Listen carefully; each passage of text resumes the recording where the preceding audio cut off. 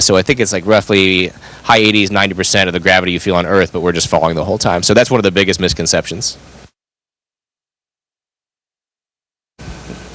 That's one of the biggest, but there's also like atmospheric dragging you down. There's all kind of things that we're still moving downwards. For me, one of the, I guess the biggest surprise is, some of the questions that kids always ask is, how do we do things? How do we eat in space? And I think like one of the things we eat just like you guys. It's just that we do not have like a stove with a frying pan and things like that. But same food is packaged. We heat it up or we rehydrate it. Even our, the bathroom is a little different. So, there's slight little misconceptions. The other thing that I think is not understood well is that everything floats up here. It's moving in some direction. So if you're doing research up here, you really have to figure out how to do it so that things don't float away from you, that you can keep everything in front of you. And the way fluids move in space is very different than on Earth. So research up here, there's an understanding that has to come before you can develop an experiment around the way things really operate here. Can you tell us, each of you, a little bit about the experiments that you're working on right now?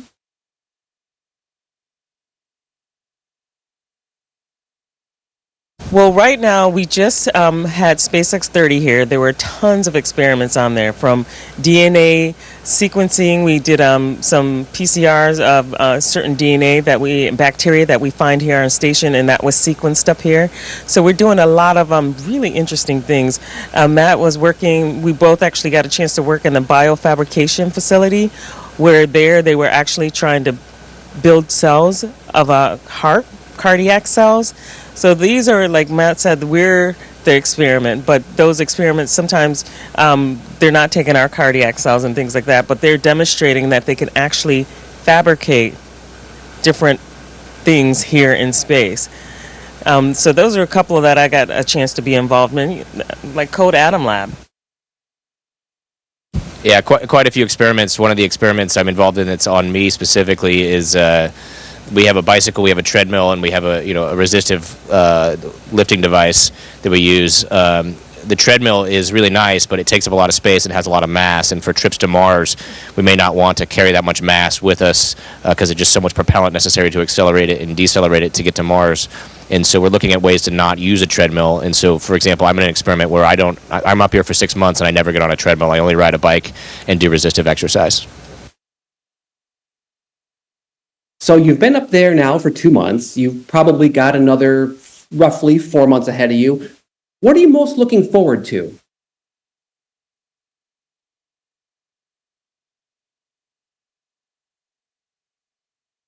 Well, over the next few months, we're going to have visitors come next week. And then we may do another port relocation. We may do, I know that we're going to have several EVAs on our timeline that I'll get to help with. And I think Matt is scheduled for the first spacewalk with Tracy Dyson.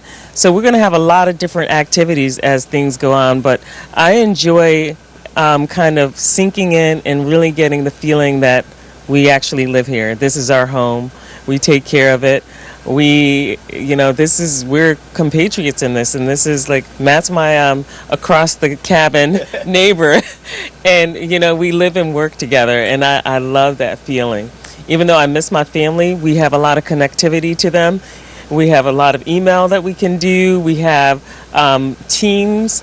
We have different ways we can call them and, see them have audio and visual with them. So even though we're here for 6 months, it's still a short amount of time. I just like this feeling of getting settled in and really living here. I'm really looking forward to it. I look forward to dynamic ops. I like when things are going fast. Yesterday was great. We all got to pile into the Dragon, 4 of us, and go around the space station. Jeanette mentioned EVAs, getting people suited up, doing robotics operations. And then when I like to settle down, I really love just going to the cupola and taking pictures out various windows. They're just incredible sights to see. So going fast and taking pictures is what I look forward to.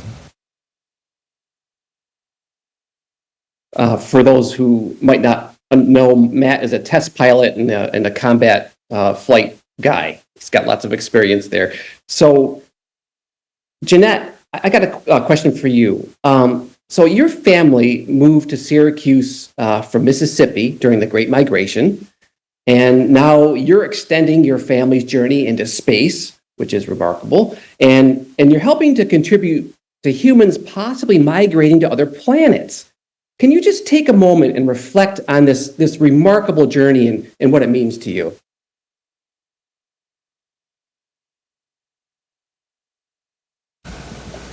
That is a great question. I never thought about that, but that is amazing. I mean, I keep using the word while I'm here in space, amazing, amazing, fantastic, exhilarating. I mean, you name it. And, these thoughts that come to me are very reflective, and it makes me think about the future. And, just being a part of it is important. Being able to give back and contribute to all of this is very important to me.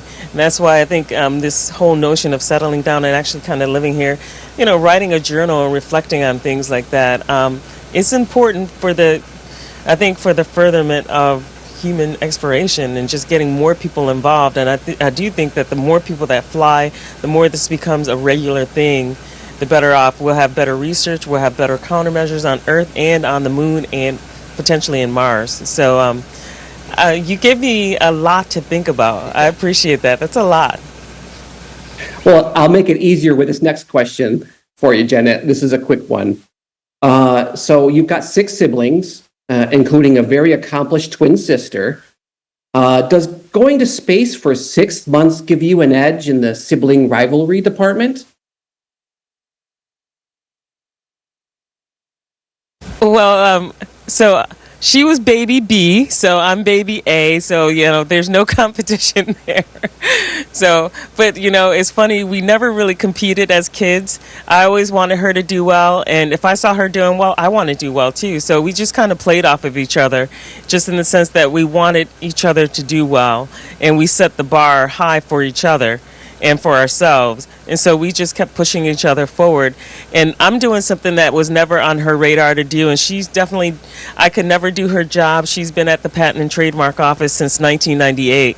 She loves that job. She learns new stuff every day, just looking at different inventors' ideas. So, even though she's baby B, there's no competition. We're in it together. Matt, this one is for you. You have 2 young daughters. Is it difficult being a space dad? How do you stay connected with them? And what are they curious about when they talk to you? We're really lucky that we have lots of communication up here now. I mean, we are the satellite, so we get to communicate with other satellites back down to Earth pretty easily. They want me to play. They want me to do flips. My youngest daughter is always saying, Dad, play with the water. Show me the water stuff. Blow bubbles in the water. She loves that aspect of it, and I think they every now and then like to show it off a little bit. If I call down and one of their friends is there, we have a quick chat. So it's. I'm from a Navy. I am part of a Navy family. My wife is very strong and independent, and it's great that she's able to do that without me at home. But this is how we grew up. Me going on deployment, so this is not something entirely new. It's just a little bit harder now that they're older and can recognize that I'm gone for so long. Thank you, Matt. Now, you just put a question on my list that I didn't have. Did you bring water? Is there water nearby where you can demonstrate this to us childish adults? I am a 42-year-old child, and there's people who have all of these experiments are probably very excited that I don't have water right now to blow a bubble of water. Whenever we do that, we always have towels nearby to capture the water. But it's quite a bit of fun to do that, to play with up here. And I'm a 42 going on maybe 12 sometimes, having a good time up here. You see us laughing and playing quite a bit up here. We have a blast. Okay, I got a serious question for you. This is for both of you guys. Some people argue that humans should focus on solving problems here on Earth: poverty, war, famine, global warming. We all know the list goes on. And rather than waste resources on going back to the moon, let alone Mars one day, given your experience on ISS, what do you say to them? I have. There's, I think Jeanette and I both want to tackle on this question. We're both ready and pounced. There's lots of ways to look at this. I mentioned earlier talking about a sense of scale. The amount of money that we spend on this resource as a government is incredibly small in terms of the national budget.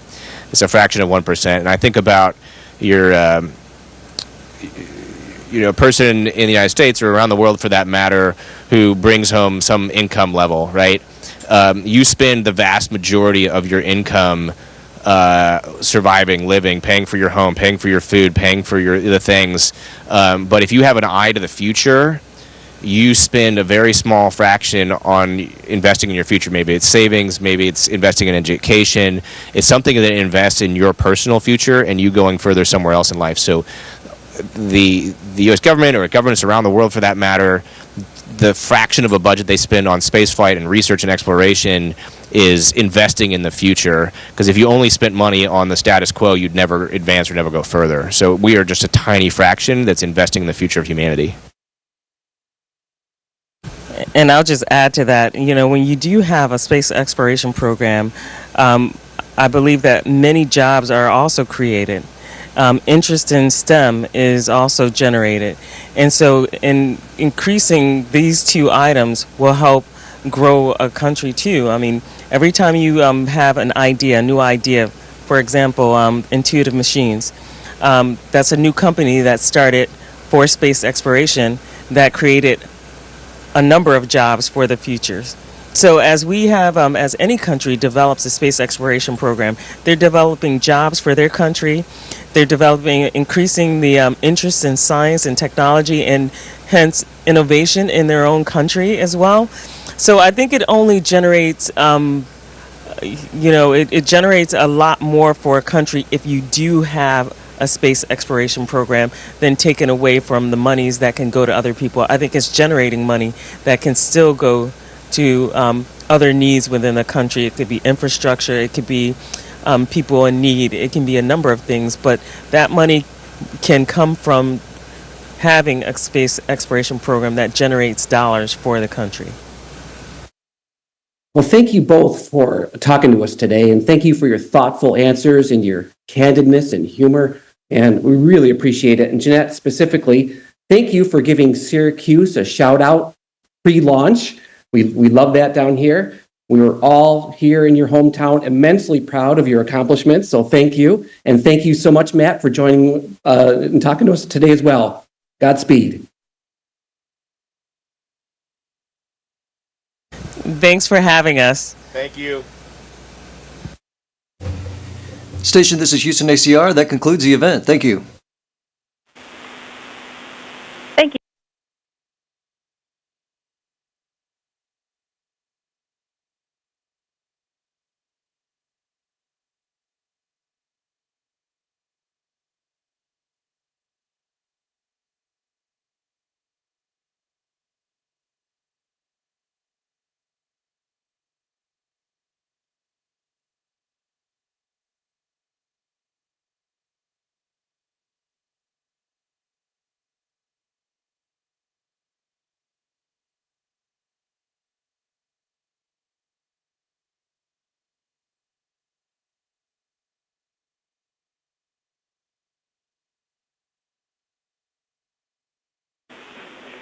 Station, this is Houston. Are you ready for the event?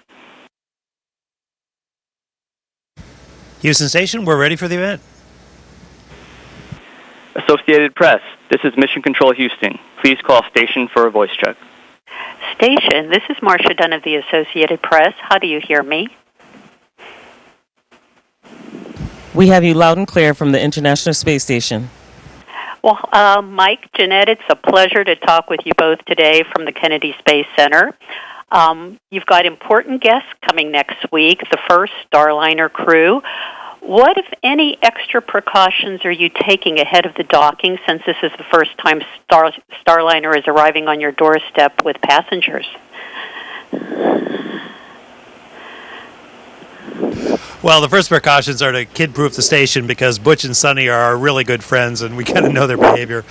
But all seriously, The arrival of a brand new vehicle, the first crewed flight of a new generation spacecraft, is a really big deal. You leave nothing to chance. So, in fact, we just finished a conference on our training schedule for it. We're going to be going over every detail involved in the rendezvous approach docking and every little nook and cranny of possibilities that we need to look at. So basically the same procedures and precautions we would take with any vehicle, except the excitement ratchets up a little bit because it's a brand new vehicle. Is there anything that you could do to help Sonny or Butch if things don't go exactly as planned during the rendezvous, or is it pretty much all in their hands? Well, to be sure, it is in their hands as the vehicle commander and pilot, but of course there's a lot of other hands standing watch as well. Those in mission control, the Boeing team, which is built and services spacecraft. There'll be a lot of people watching. We'll be monitoring the approach, of course, and getting a little bit more involved as they get a little closer.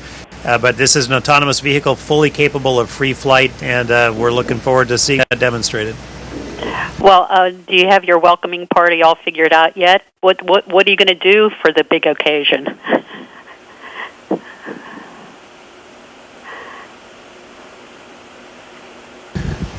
Well, whenever any crew arrives, the crew that's on board usually help prepare the station for their arrival. That means getting their sleeping quarters, their sleeping bag ready, even looking for some of their items, personal items that may have come up early. So we're really just going to try to make it more welcoming as they come on aboard. Well, Jeanette, I have another question for you. What is the most thrilling thing you've discovered about living in space so far? And I'm assuming it was worth the long wait, but you tell me. It was definitely worth the long wait. There's so many things that wowed me. When I saw it, wow. That's all I could think.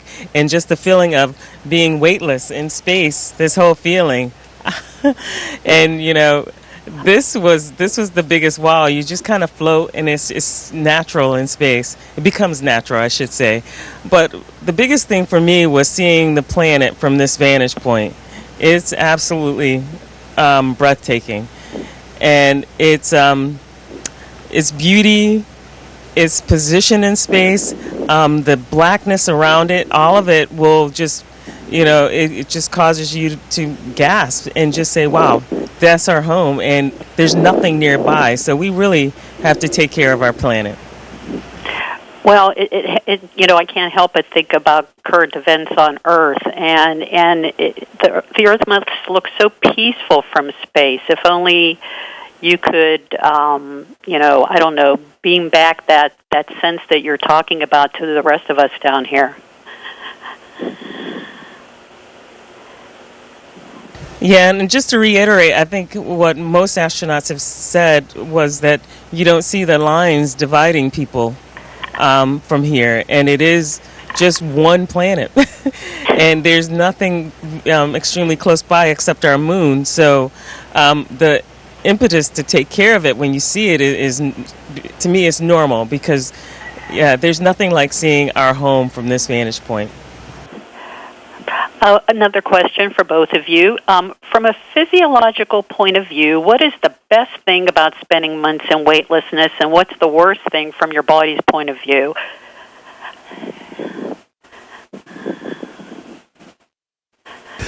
Well, this is kind of my passion, Marcia, as you're probably aware, that the human in space, how we adapt to our capacity to change every system in the body to try to make us better for being in this environment. And to me, one of the most amazing things is how effectively we become three-dimensional creatures. We totally unload ourselves, and we can navigate in 3 dimensions, up, down, sideways, and we keep an upright posture, mainly for the cameras, for the folks on the ground. But for us, it's totally natural just to do this and put ourselves in a position, let me recenter a bit, put ourselves in a position that works well for us when we move to another work site. So the way we change, the way we move, the way we handle large masses totally changes while we're up here, and that's all part of that adaptation. We become very comfortable, three-dimensional, zero-gravity creatures, and it's amazing that we have the capacity to do that. I think, to me, that's the best thing. I'll let Jeanette maybe think about a worse thing. The worst thing for me is that, everything here floats. The dust, everything, we float. And for me, breathing in some of that stuff just because of it's like having seasonal allergies sometimes. And so that's, to me, is probably the worst. But like on Earth, you deal with allergies, you take Claritin or something, and you're fine.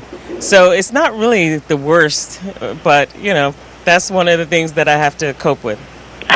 Do you find yourself sneezing more than often up there, Jeanette, or what's that like? Not just sneezing, but just a little bit more congestion because we also have a fluid shift in our body. So if you have an allergic reaction, you get the itchy and you get a little bit of swelling, but you take your allergy medication and you're better. So if that's the worst, then, I deal with it on Earth, I can deal with it here. What about from a psychological point of view, the best and the worst of months in weightlessness? Talk a little bit about that now. Well, the psychological impact is that we are still really connected to the Earth through different means. Like we have Teams that we can use. We still have our email. We have a phone that we can use to call people. And we have other software that allows us to see and talk to our family and friends as often as we want. So psychologically, I think we're way better than we were even just a year ago with the tools that we have with staying connected to Earth. But on the other side, I like to remind myself that I'm in a unique environment and I only have a short amount of time here. So for me, staying in the present, enjoying what I have here and telling people about it, I think that keeps me motivated and keep me going. So the motivation is high. Let me just add that one of Jeanette's superpowers is being able to effectively share this experience with others down on the planet, and she does that regularly. And I think there's a big boost in being able to share this experience for us personally as well. Well, two of your Russian colleagues are in the midst of a one-year mission, right? From where you guys float, how are the two cosmonauts doing with such a long mission, and could you ever envision yourself doing that by choice? Well, first of all, Oleg and Kolya are doing great. They were chosen for this experience for good reasons. They're both very professional, well-mannered, and just a lot of fun. We have an excellent relationship with these guys. We see each other every day. We talk frequently. Psychologically, physically, they're both very strong. I would also point out that Oleg Kononenko, who I've known for a couple of decades now, is also the records holder for the cumulative time in space. So he knew exactly what he was getting into, and he's flourishing up here just fine. As far as my own personal choice, I actually was willing to spend a year up here as well. It's interesting to see how we adapt. The adaptation happens over a period of several weeks.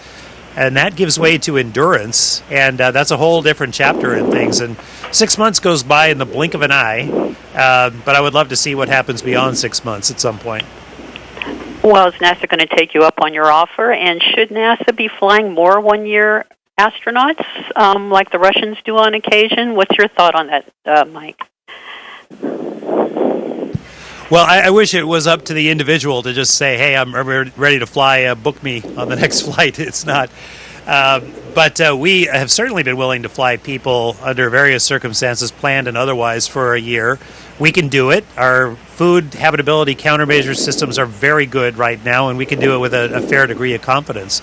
As far as should we, we're accumulating the experience we need. We share data with our Russian colleagues, and I think we will have a pretty informed database of what happens to people when they fly for a year, which will serve us very well when we want to break orbit and head to Mars for these potentially multi-year missions.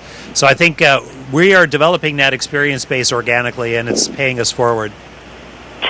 Well, another question for you, Mike. As a repeat space station flyer, how is your body doing this time? Better or worse than your previous missions? And do you think age is a factor at all in how it's adjusting up there? And also a belated happy birthday, by the way.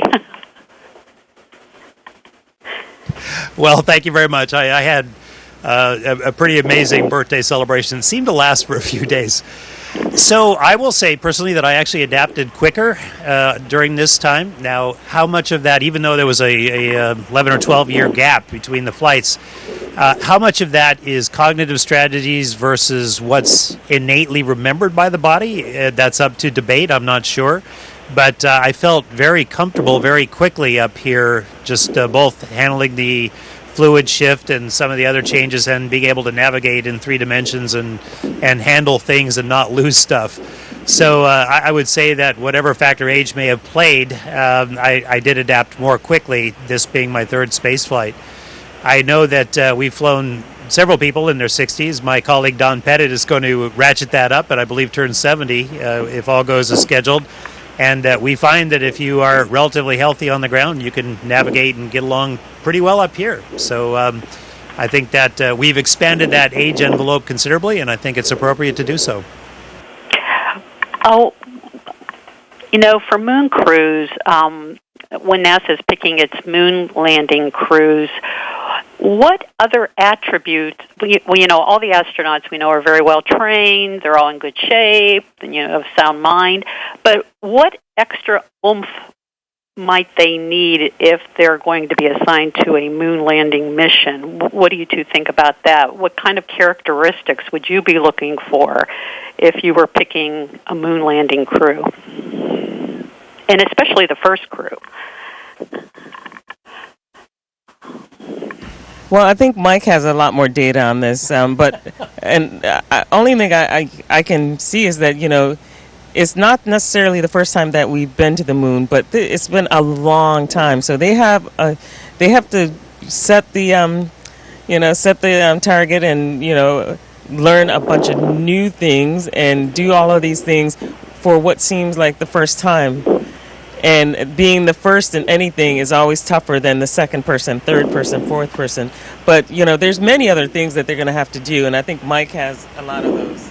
Well, I don't have any more data than Dr. Epps does. She's being modest. But, just like with the Apollo era, it'll be a small ship. It'll be a new ship. They're going to be doing things on the moon that have never been done before.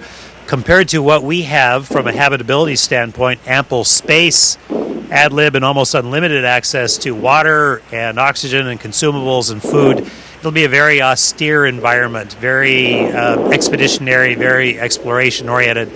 So they're going to have to be very single-minded, very disciplined, and very well-trained to handle all these conditions, very similar to what we did in the Apollo years.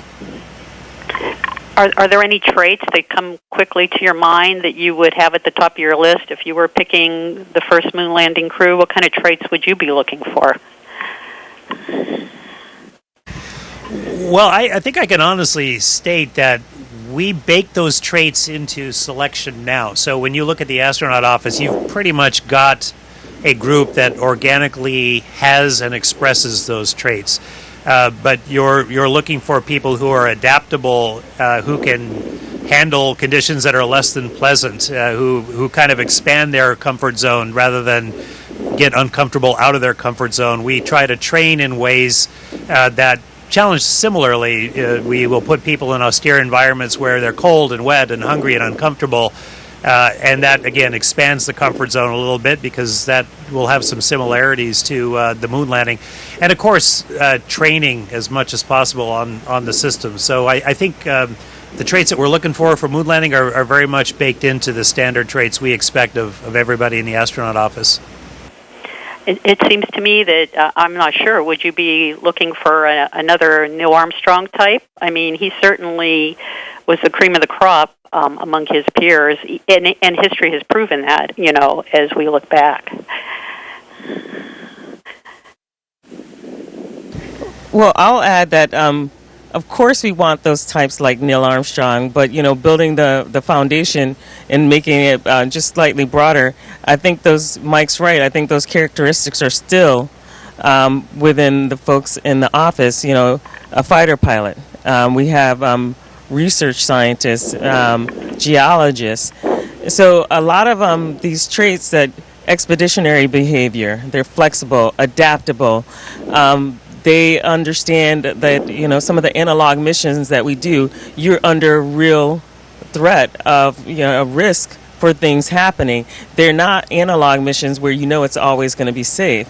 So having that mindset of understanding that, performing under those conditions and performing well and coming out on the other side fine and okay, understanding that you took a risk, that it was high threat, that you still survived it. There's a lot of things to the mindset that comes along with it, but I think Mike's right. A lot of the things that we do, those traits come out of every individual in the office who goes through those things. So I think we'll definitely have the Neil Armstrong types, and I think we'll add to that a little bit in the future.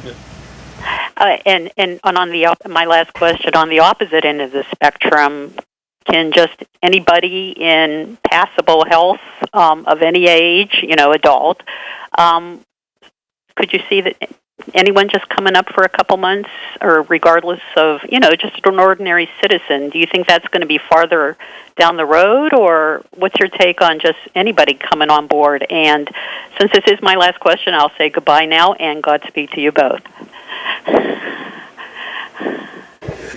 Okay, well, it's a great question because it's actually being answered real time. As you know, the spaceflight population is expanding both from a commercial standpoint and an international standpoint, even outside of the standard partnership that we've had with the International Space Station. So for the last few years, and even more so these last couple of years, we've been flying a lot of folks outside of the professional astronaut cadre, and for the most part, they do very well. We're not quite safe enough, or we don't quite know enough to open it up quite to everybody with a standardized risk, or keeping the same risk with everyone, but it's expanding rapidly, and I expect that trend to continue.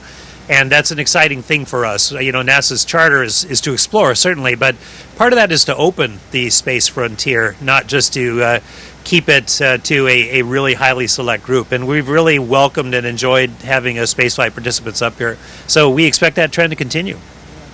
All right. Well, listen, thank you so much. Just to add one little bit. Yes, please, both of you. Oh, yes, please. No, the big thing I was going to say was that we have thousands of applicants that apply to the Astronaut Corps, and who knows, that a lot of those folks understand the risk. Maybe they have the same mindset outside of the Corps as well. So we'll see in the future who applies and who wants to go to space. I think you'll find that they have a lot of the same traits.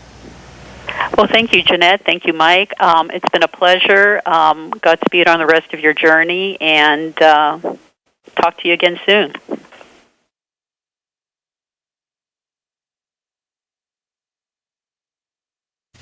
Station, this is Houston ACR.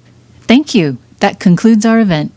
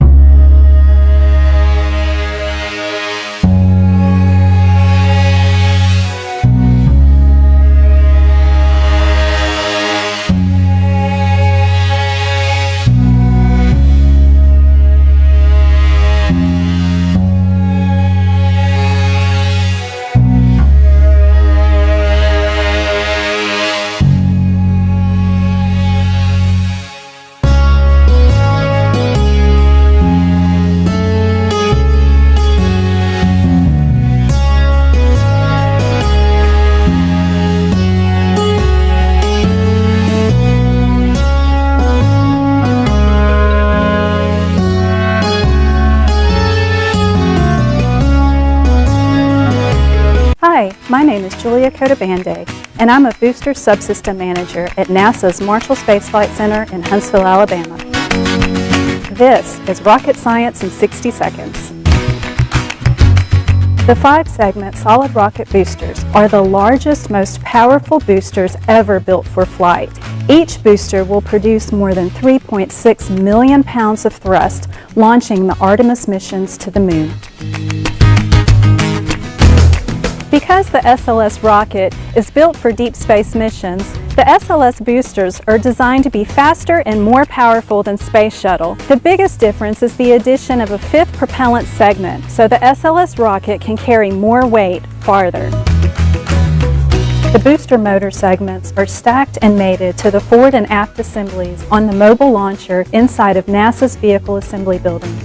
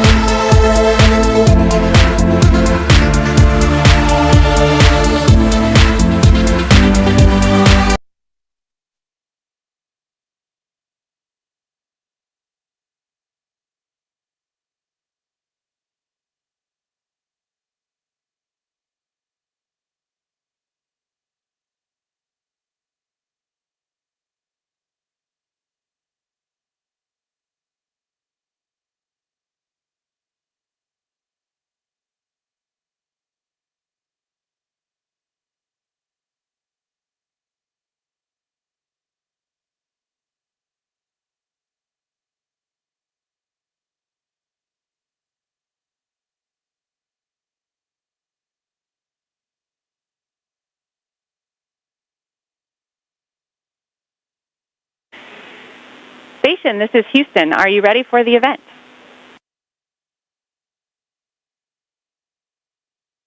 We are ready.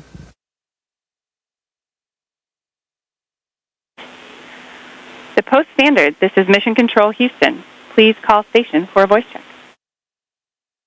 Station, this is Syracuse Post Standard. How do you hear me? We have you loud and clear. Wonderful. Thanks for taking our Zoom today, Jeanette and Matt.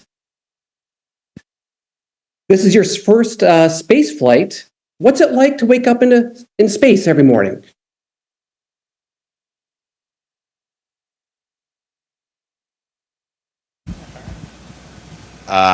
I think the funniest thing, and it still happens to me, there's lots of things when you wake up in space, but the funniest thing that happens to me is I'm just wildly disoriented. I know that I'm standing, I've been sleeping in this vertical chamber or horizontal, who knows what it is, but I wake up every morning just thinking I'm in some different orientation, upside down, and I have to reach for something and grab it to get orientation, but waking up and feeling you're completely upside down all the time is super fascinating. And I'll just add that waking up in space every day is still amazing, but it is so, it's odd to not have a